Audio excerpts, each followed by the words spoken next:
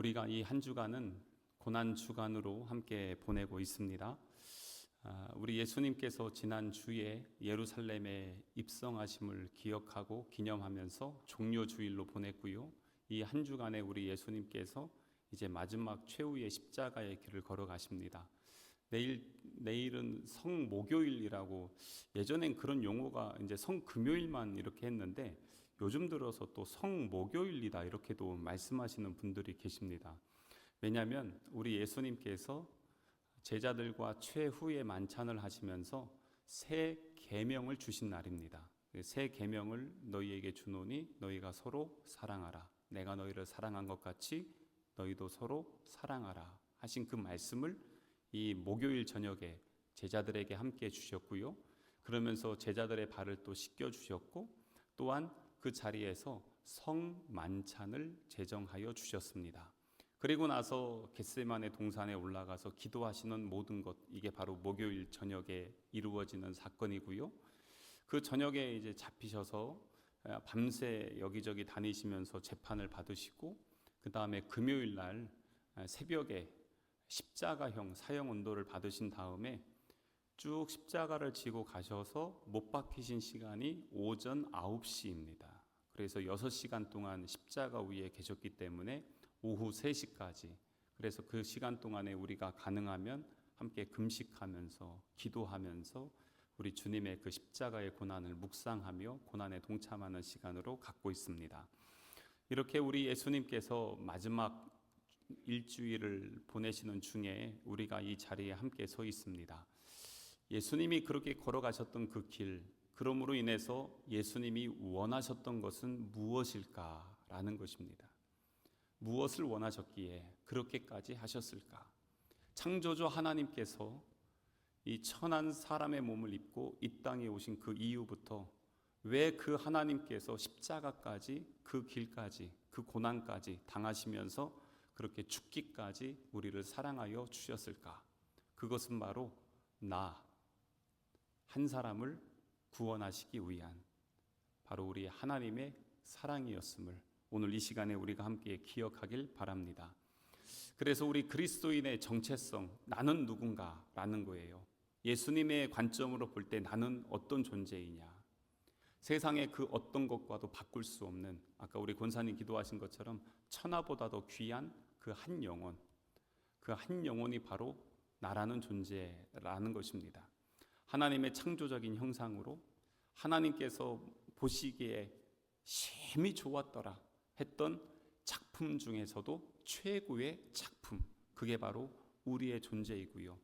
근데 우리가 죄 가운데 계속해서 사망과 어둠의 권세에 잡혀서 그렇게 살아가는 그 모습을 불쌍히 여겨주시고 우리를 사랑하시되 끝까지 사랑하여 주시며 포기하지 않으시고 우리를 위해서 이 땅에 와주셨다는 것. 그래서 제가 가끔 예전에 말씀드렸지만 성탄절은 있는데 부활절이 없으면 기독교는 존재하지 않습니다. 성탄절도 중요하지만 진짜 중요한 것은 부활절입니다. 예수님이 죽으시고 부활하셔서 십자가 위에서 다 이루었다 하셨던 그 선언이 있어야, 그래야 모든 사역이 완성됩니다. 이 땅에 오셨는데 십자가 안 지고 가셨다? 그러면은 예수님도 아니고 기독교도 없는 것입니다. 근데 우리 예수님께서 이 땅에 오셔서 십자가까지 가시고 죽으시고 부활하셨기 때문에 우리가 하나님의 자녀, 그 권세를 누릴 수 있고, 이제는 약속하여 주신 성령의 그 은혜 아래서 이제는 교회의 일원이 되어서 그리스도의 몸을 이루게 되는 것, 이게 바로 우리 예수님께서 십자가를 통해서 우리에게 주시고자 하셨던 목적이었던 것입니다. 그래서 오늘 우리가 읽은 본문의 말씀은 사도 바울이 로마에 있는 교회 성도들에게 편지를 쓰면서 우리의 정체성, 우리의 본질은 무엇인지 그것을 많은 말씀을 주셨는데, 그 중에서 하나, 바로 예수 그리스도와 함께 죽고 예수 그리스도와 함께 살아난 자, 그게 바로 우리라는 것입니다.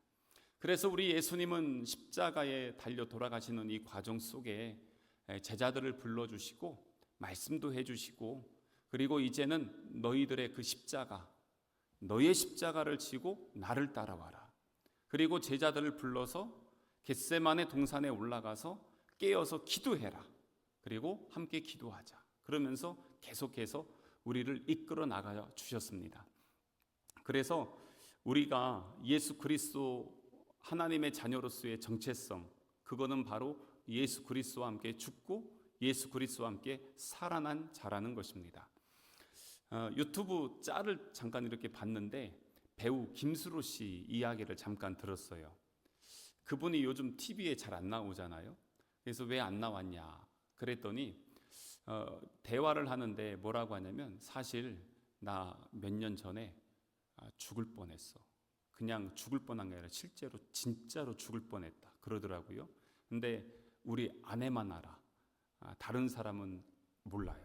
근데 왜 그랬냐? 나와 같은 상황에서 돌아가신 분들이 너무 많았기 때문에 내가 죽을 뻔했다라고 얘기하지 못할 상황이었다. 뭐 이런 얘기를 하더라고요. 그러면서 왜 그랬냐? 코로나 때 코로나로 진짜 죽을 뻔했대요. 그래서 그 하얗게 방호복 입은 분들 4분이 집에 들어와서 이렇게 완전히 덮어가지고 자기를 데리고 나가잖아요. 그렇게 하면서 실려 나갔는데 그 주변에 한 명도 없었대요. 왜냐하면 바이러스니까 다 도망가고 한 명도 없는 상태에서 그렇게 끌려가는데 엄청 울었대요. 아무도 돌보지 않고 자기를 다 피하고 도망가고 혼자 남아있는 그 상황에서 이제 서서히 숨이 멈추면서 이게 죽는 것이구나 하는 그 상황까지 갔을 때 너무너무 마음이 아파서 통곡하며 울었다고 합니다. 그랬는데 이제 살았어요. 살고 나서 요즘 너무 행복하대요. 그러면서 하는 얘기가 뭐냐면, 죽고 살아나니까 세상에 용서하지 못할 거 없고 세상이 너무 사랑스럽대요. 그냥 세상이 완전히 달라 보인대요. 그래서 요즘은 너무 행복하다. 그런 이야기를 하더라고요. 근데 그걸 딱 보면서 야, 저기 예수님만 들어가면 진짜 복음이네? 내가 딱 그 생각을 했어요. 진짜 우리 그리스도인이 그런 것 아닙니까? 예수 그리스도 안에서 완전히 죽은 자, 하지만 예수 그리스도 안에서 새 생명으로 살아난 자, 그게 바로 우리 그리스도인의 정체성입니다. 그래서 오늘 6절의 말씀 보세요. 우리가 알거니와 우리의 옛사람이 예수와 함께 십자가에 못 박힌 것은 죄의 몸이 죽어 다시는 우리가 죄에서 종노릇하지 아니하려 함이니. 그러니까 옛사람을 죽이는 것은 죄의 종이 되었던 우리 옛사람을 십자가에서 완전히 죽는 것입니다. 그게 바로 예수 그리스도와 합하여 지는 것입니다. 그런데 그렇게 해서 우리가 얻는 것이 무엇입니까? 바로 예수 그리스도의 새 생명의 은혜인 것입니다. 그래서 어떻게 우리가 죽냐? 고린도전서 15장의 말씀에 보면은 아담 안에서 모든 사람이 죽은 것 같이 그리스도 안에서 모든 사람이 삶을 얻으리라. 그러니까 아담 안에서 우리 모두가 죄인이 되었습니다. 이제는 예수 그리스도 안에서 우리가 하나님의 자녀로 새 생명을 얻는 존재가 될 수 있다는 것을 말씀해 주고 있습니다. 그래서 A.W. 토저의 철저한 십자가라는 책이 있는데요. 거기에 보면 십자가에 못 박혔다라는 것이 어떤 의미인지 3가지로 말씀을 해주고 있어요. 첫 번째는 십자가에 못 박혔다는 것은 한 방향으로밖에 볼 수 없는 사람이다 라고 그렇게 말씀합니다. 십자가에 딱 못 박혀 있어요.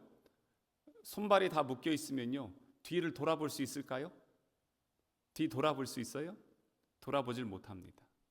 그냥 이 자리에서 옆에까지는 가도 완전히 뒤는 돌아보질 못합니다. 그거는 뭐냐면 이제는 뒤에 있는 것은 잊어버리는 것입니다. 이제는 앞에 있는 것만 바라볼 수밖에 없는 것, 그게 바로 십자가에 못 박힌 삶이라는 것입니다. 우리가 복음성가 있잖아요. 주님 뜻대로 살기로 했네. 이 찬양할 때 3절에 보면은 세상 등지고 십자가 보내 세상 등지고 십자가 보내 하잖아요. 세상을 등지고 십자가를 바라보는 것, 그게 바로 십자가에 못 박힌 삶이라는 것입니다. 근데 왜 자꾸 우리가 넘어질까? 덜 죽어서 그래요. 자꾸 뒤돌아봐서 그런 것입니다. 그래서 바울이 빌립보서에 보면 뭐라고 합니까? 뒤에 있는 것은 잊어버린다는 것입니다. 그리고 앞에 있는 것을 잡으려고 표대를 향해서 달려가는 것. 그래서 믿음의 사람은 뒤를 돌아보지 않습니다. 과거에, 그리고 죄악의 더러움에 있는 뒤에 옛사람은 돌아보지 않고 지금 예수 안에서 오늘도 내가 십자가에서 죽고 주님만 바라보면서 걸어가는 그 삶, 그게 바로 예수 그리스도와 함께 죽은 자의 삶이라는 것입니다. 또한 예수 그리스도의 십자가에 못 박혔다는 것은 이제 더 이상 뒤로 돌아갈 수가 없는 삶이에요. 딱 이제 그 자리에서 끝난 것입니다. 예전의 삶으로 돌아가지 못합니다. 예수 안에서 이제 새로운 삶입니다. 그래서 이전 것은 지나갔으니 보라 새 것이 되었도다 라는 것입니다. 근데 어떻게 하냐면 이 마귀는요, 자꾸 우리 뒤돌아보게 합니다. 이스라엘 백성들 출애굽해서 광야에 있을 때 하나님께서 진노하실 그 포인트가 있습니다. 그때가 언제냐면 이스라엘 백성들이 하나님을 바라보지 않고 애굽을 바라봤을 때 하나님은 그때 진노하십니다. 왜냐하면 그들을 건져주셨잖아요. 새 생명 주시고 하나님 자녀로 키워주시는데 자꾸 뒤돌아본단 말이죠. 하나님이 그거는 용납하지 않으셨습니다. 어느 정도였을까요? 모세의 시체 있죠? 모세 시체가 없습니다. 모세 무덤이 없습니다. 이스라엘 백성들이 애굽에 있을 때 이미 애굽에는 피라미드가 있었습니다. 피라미드 무덤이죠. 엄청나게 큰 무덤을 만들 수 있는 기술. 이스라엘 백성들 거기에서 벽돌 구웠잖아요. 그러니까 건축에 필요한 많은 것들을 일을 했단 말이죠. 그러니까 모세 무덤 잘 만들려면 아주 기가 막히게 만들 수 있습니다. 그런데 어떻게 했어요? 이 이스라엘 백성들이 가나안 땅에 가면요, 다시 광야도 바라보는 것을 원치 않으셨습니다. 그래서 모세가 광야에서 죽었는데 모세 무덤이 없어요. 모세 시체도 없어요.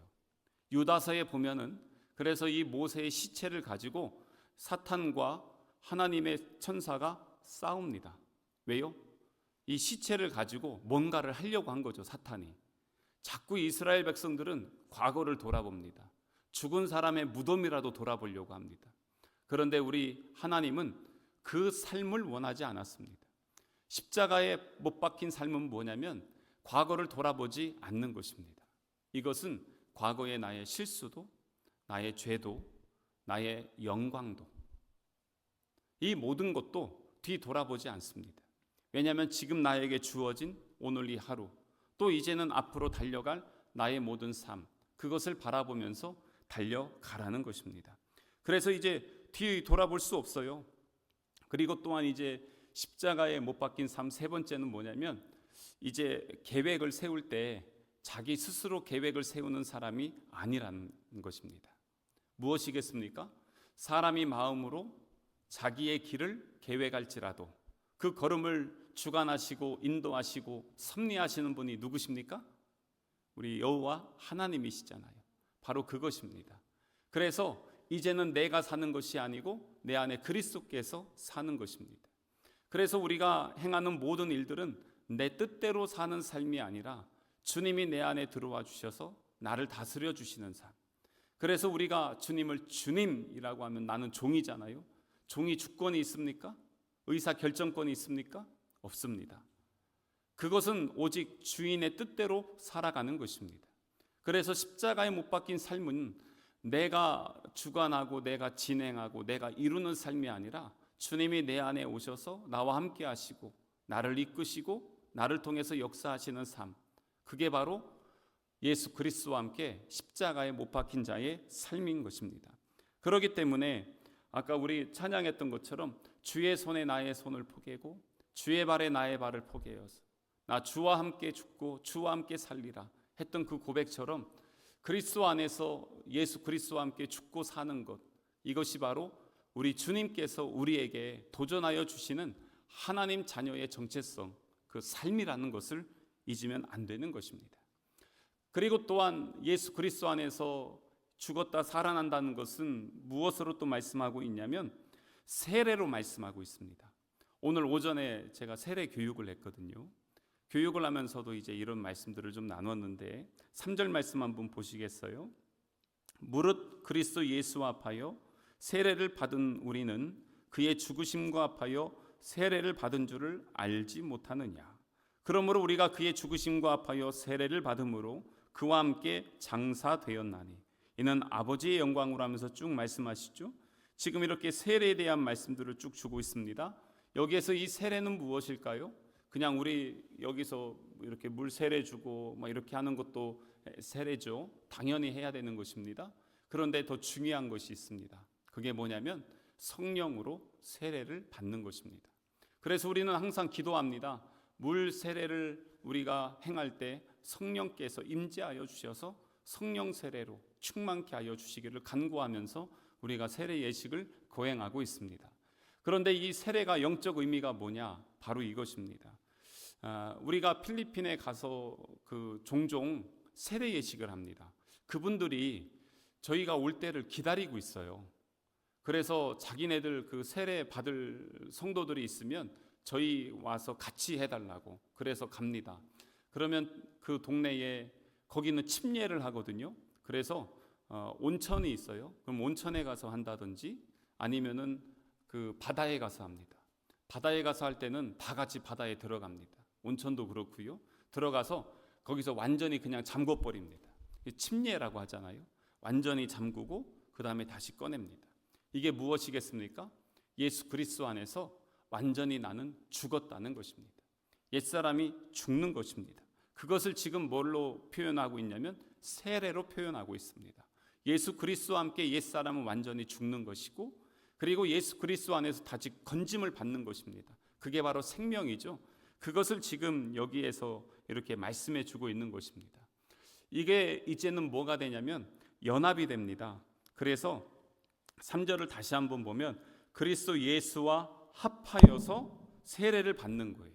합한다는 것은 연합이죠. 예수님과 함께 똑같이 예수님이 십자가 죽으시면 나도 죽고 예수님이 장사 지낸 바 되면 나도 장사 지낸 바 되고 그리고 나서 그래서 3절 뒤에 보면 그의 죽으심과 또 합하여서 세례를 받은 줄 알지 못하느냐. 또 4절에도 그러므로 우리가 그의 죽으심과 합하여 세례를 받음으로 그와 함께 장사되었다. 그러니까 세례라는 것은 예수님이 죽으시면 나도 함께 죽는 것, 그리고 예수님이 장사 지낸 바 되면 나도 함께 장사 지낸 바 되는 것. 하지만 그것으로 끝나는 것이 아니죠. 어떻게 됩니까? 예수 그리스도가 생명의 부활로 다시 일어나실 때 우리도 잠자는 자들의 열매를 누리게 되는 것, 그게 바로 세례인 것입니다. 그래서 이 영적 세례를 반드시 받아야 됩니다. 이거 안 받으면요 온전한 그리스도인이 아닙니다. 그러면 어떻게 됩니까? 죽은 것 같은데 죽은 척만 합니다. 보통 그런 경험 있으세요? 저는 어렸을 때 그랬습니다. 새벽까지 잠 안 자고 막 놀고 있는데 저희 부모님이 오시거든요. 그럼 소리가 나잖아요. 그럼 불 끄고 어떻게 합니까? 잠자는 척합니다. 가만히 있습니다. 그럼 불 딱 켜봅니다. 자나 안 자나. 분명 소리는 깨어 있는 것 같아서 왔는데 이놈들 잔단 말이죠. 자는 척하는데 막 이러고 있다가 한참 보다가 가십니다. 그럼 그때 이제 숨을 쉬면서 일어나서 딱 이러면서 또 하던 거 계속 하고 막 이랬던 기억이 있는데 여러분들 그런 기억 없어요? 근데 뭡니까? 잠자는 척 하는 거죠. 잠은 자지 않은 거예요. 근데 이게 신앙에서도 그런 겁니다. 죽은 척만 해요. 덜 죽었어요. 그래서 자꾸 내가 살아나요. 내 의의가 드러나요. 교만이 꿈틀꿈틀거려요. 그래서 다른 사람이 나를 무시하면 그게 그렇게 힘든 거예요. 다른 사람이 나를 인정해 주지 않고 존중해 주지 않으면 그게 그렇게 마음이 상해요. 왜 그렇습니까? 덜 죽어서 그래요. 안 죽어서. 그래서 자꾸 그런 문제가 생깁니다. 그런데 그런 표현 하잖아요. 시체를 두고요 한만 울어봐요. 반응이 있나. 시체를 두고 한만 욕해봐요. 반응하나? 안 합니다. 시체는 아무 반응하지 않습니다. 그래서 예수 그리스도와 함께 죽은 자는 이것저것에 매이지 않습니다. 왜냐하면 나는 이미 죽었고 내 안에 예수로 충만하기 때문에 그런 것입니다. 그래서 그것을 5절에서도 이렇게 표현하고 있습니다. 만일 우리가 그의 죽으심과 같은 모양으로 연합한 자가 되었으면 또한 그의 부활과 같은 모양으로 연합한 자도 되리라. 그러니까 예수님과 함께 죽었으면 예수님과 함께 살아나는 생명의 신비를 누리게 될 것이라는 것입니다. 그래서 이런 은혜를 누리는 자들이 무엇입니까? 그래서 요한복음 1장에 보면 영접하는 자, 그 예수님을 믿는 자들, 하나님의 자녀가 되는 권세를 주신다는 것입니다. 이게 보통 말씀이 아니라는 것입니다. 그 이름을 믿는 자들에게는 하나님의 자녀. 근데 이게 그냥 주어지는 게 아니라 예수 그리스도를 믿는 믿음 안에서 옛사람이 철저하게 죽어야 되는 것입니다. 그래서 이것을 최후의 만찬의 시간에 예수님은 요한복음 15장에 포도나무 비유를 통해서 말씀을 해 주었죠. 나는 포도나무요, 너희는 가지고, 너희는 내 안에, 내가 너희 안에 거하여서 그게 가지가 자라면 열매를 맺는다는 것입니다. 그래서 이거는 예수 그리스도와 합한 하나님의 자녀들은 어떤 삶을 사느냐 하는 것입니다. 그 가지가 쭉 뻗어나갑니다. 예수의 생명으로 자라나는 것이죠. 포도나무에서 열매 맺습니까? 가지에서 꽃이 피고 열매 맺습니까?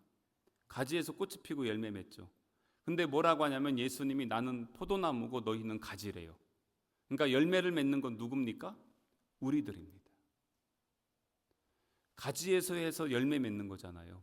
그러니까 예수님은 공급해 주시지만 열매를 맺는 것은 우리들이 맺는 것입니다. 그래서 이것이 뭐냐면 바로 부활의 열매인 것입니다. 예수 그리스도의 생명의 열매가 되어지는 것입니다. 어떻게요? 예수님과 합하여져서 예수님과 죽고 예수님과 살 때 이 은혜의 영광을 누리게 되는 것입니다. 근데 제가 우리 교회 성도들에게는 요 말씀을 좀 더 드리고 싶은 게 있어요. 그게 뭐냐면 자꾸 죽는 것만 얘기해요. 근데 실제 복음은요, 죽는 데서 끝나면 그건 복음이 아닙니다. 어디까지 가야 되냐면 사는 데까지 가야 복음입니다. 왜냐하면 왜 죽었습니까? 살기 위해 가는 겁니다. 그래서 오늘 말씀을 계속 보세요. 보면은 무슨 말씀이 나오냐면 4절 말씀 보세요. 4절 중간에 그리스도를 죽은 자 가운데서 살리신과 같이 우리로 또한 새 생명 가운데로 행하게 하려 함이라. 살리신과 함께 우리도 생명 주시기 위해서 그런 것입니다. 결국에는 죽는 목적은 뭡니까? 살기 위해서입니다. 죽고 나서 끝나면요, 아예 끝나는 겁니다. 그거는 존재 가치가 없어지게 됩니다. 그런데 우리의 목적은 뭐냐면 거기에서 다시 살아나는 것입니다. 그래서 5절도 다시 한번 보면요, 중간 뒤에 또한 그의 부활과 같은 모양으로 연합한 자도 되리라. 예수 그리스도 어디까지 가야 돼요? 부활로 가야 돼요. 그래서 날마다 죽어야 되지만 죽음으로 끝나는 게 아니라 내 안에 예수 그리스도의 생명, 나를 살리신 그리스도의 은혜가 내 안에 역사해야 그게 진짜 복음이 되는 것입니다. 복음은 살리는 것입니다. 복음은 생명의 역사가 있는 것입니다. 그래서 8절 보세요. 8절 계속 지금 그 말씀인데 만일 우리가 그리스도와 함께 죽었으면 또한 그와 함께 살 줄을 믿노니. 죽으면 사는 거예요. 예수 그리스도와 함께 죽으면 사는 거예요. 우상과 사입이 더러운 것과 죽으면 그냥 끝나는 겁니다. 하지만 예수 그리스도와 죽으면 사는 겁니다. 그래서 죽음의 자리에서 멈추면 안 됩니다. 반드시 살아야 됩니다. 예수님은 생명이시기 때문에 그렇습니다. 나는 부활이요 생명이네 하신 그 예수님의 말씀처럼 내가 곧 길이요 진리요 생명이니 라고 말씀하신 그 예수님의 말씀, 그 말씀처럼 반드시 죽어야 되고 반드시 살아야 됩니다. 그래야 우리가 그것이 복음으로 사는 것입니다. 그래서 9절에도 보세요. 그렇게 했을 때 이는 그리스도께서 죽은 자 가운데서 살아나셨음에 다시 죽지 아니하시고 사망이 다시 그를 주장하지 못할 줄을 알미로라. 그의 죽으심은 죄에 대하여 단번에 죽으심이요 그가 살아계심은 하나님께 대하여 살아계심이니. 11절 결론이죠. 이와 같이 결론, 너희도 너희 자신을 죄에 대하여는 죽은 자요 그리스도 예수 안에서 하나님께 대하여는 살아있는 자로 여길지어다. 그게 바로 복음입니다. 그래서 예수 그리스도 철저히 죽어야 됩니다. 하지만 여기서 멈추면 절대로 안 됩니다. 다시 한번 늘 강조하지만 예수의 생명을 바라보고 예수의 살아계심을 바라보고 예수의 부활하심을 바라보면서 그 안에 온전히 있어야 됩니다. 살아있는 게 뭔지 아십니까? 여러분 지금 살아있습니까? 죽어 있습니까? 살아있잖아요. 예수 생명 없어요? 예수의 은혜 없어요? 부활하신 예수님 함께 하지 않으십니까? 오늘도 예수 그리스도 안에서 옛사람은 죽는 것이고요 새 사람으로 사는 것입니다. 살아있는 증거가 뭐냐면 호흡하는 겁니다. 지금 숨 쉬고 계시죠? 숨 쉬고 계시는 게 호흡하는 겁니다. 살아있는 증거는 호흡하는 겁니다. 그래서 살아있는 사람은 무엇을 하냐면 호흡을 해야 됩니다. 영적인 호흡을 하셔야 됩니다. 그게 무엇입니까? 기도하는 것입니다. 예수님이 왜 나머지 그 세 제자 책망하셨습니까? 깨어있지 못해서 호흡이 죽은 거예요. 그래서 예수님은 겟세마네 동산에서 기도하시며 생명으로 십자가를 승리하셨고 나머지 이 베드로, 야고보, 요한은 그 자리에서 호흡하지 못해서 이미 실패하고 죽은 거예요. 그 예수님 부인하고 도망가는 것입니다. 그래서 우리는 옛사람에 대해서는 죽는 것이고 예수님으로는 사는 것입니다. 그래서 그 살아있는 생명으로 인해서 날마다 호흡하면서 주님과 함께 대화하고 주님께 기도하고 응답받는 은혜의 역사를 누리는 그러한 하나님의 자녀 되시기를 주님의 이름으로 축복합니다. 살아있으면 또 뭘 해야 됩니까? 밥 먹어야 됩니다. 밥 안 먹으면요 배고프고 기운이 안 납니다. 그래서 우리는 아침에도 뭘 먹을까 점심에도 막 하죠. 근데 그게 무엇입니까? 먹는다는 것은 양식을 먹어야 됩니다. 그 양식이 무엇입니까? 광야에서는 만나였지만 지금 우리에게는 하나님의 생명의 말씀입니다. 생명의 떡 먹어야 됩니다. 그래 날마다 말씀 묵상하고 말씀을 먹어야 되는 것입니다. 그 말씀을 먹어야 살아요. 그러지 않으면 살아갈 수가 없는 연약한 우리 인생임을 항상 기억하셔야 됩니다. 그리고 나서 뭘 해야 됩니까? 살아있는 사람은요 활동을 해야 됩니다. 가만히 있으면 근육도 다 쪼그라들고 힘이 없어지잖아요. 그래서 힘들고 아플수록 더 어떻게 합니까? 살아내려고 하는 분들 보면 더 열심히 운동합니다. 그래서 요즘 아까 그 김스로 얘기했잖아요. 요즘 엄청나게 열심히 운동한대요. 체중도 확 빼고 관리하면서 열심히 운동한대요. 왜냐하면 생명의 소중함을 아니까 건강을 유지하기 위해서 열심히 그렇게 운동을 한대요. 무엇입니까? 생명이 있는 자는요 주의 사명을 충성되이 감당하는 것입니다. 그게 바로 예수 그리스도 안에서 옛사람은 죽은 자고 새 사람으로 살아나서 호흡하고 먹으면서 그 일을 하는 것입니다. 그래서 이번 주에 우리가 이제 다음 주 부활주일에 함께 연합 전도하잖아요. 그게 일하는 거예요. 주의 일 하는 거예요. 호흡하면서 먹으면서 그 일들을 할 때 바로 그게 예수 안에 생명이 있음을 우리가 경험하는 시간이 되어지는 것입니다. 그래서 이 귀한 은혜의 시간들을 우리가 기억하면서 사랑하는 성도 여러분, 옛사람은요 완전히 죽어야 됩니다. 하지만 예수 안에서 살아있음을, 오늘도 예수 생명이 내 안에 있고 예수의 은혜가 내 안에 있고 하나님 나라의 소망이 내 안에 충만함을 날마다 누리면서 영적 호흡을 하고 먹고 마시면서 주의 사명을 잘 감당해 나갈 수 있는 그런 우리 성남 가족 되시기를 주님의 이름으로 축복합니다.